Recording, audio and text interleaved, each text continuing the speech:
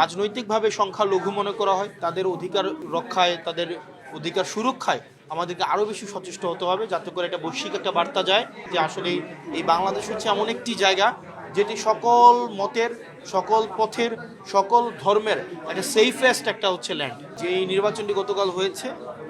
এই নির্বাচন আমাদের বাংলাদেশে এখন যে মেসেজটি সেটা হচ্ছে আমাদের আরও অনেক বেশি দায়িত্বশীল হতে হবে,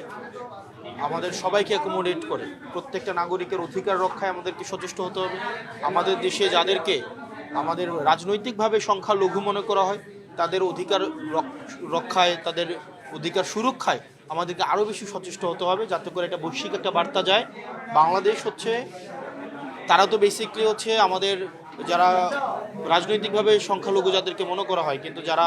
আমরা মনে করি যারা আমাদের এই ইতিহাস ঐতিহ্য বাংলাদেশের সভ্যতা উৎপত্তির একটি অবিচ্ছেদ্য অংশ, আমাদের হিন্দু বৌদ্ধ খ্রিস্টান, আমাদের যে সাম্প্রদায়িক যে সম্প্রীতির যে বাংলাদেশ, সেই সম্প্রীতির বাংলাদেশকে সবসময় নেতিবাচকভাবে উপস্থাপনের যে একটা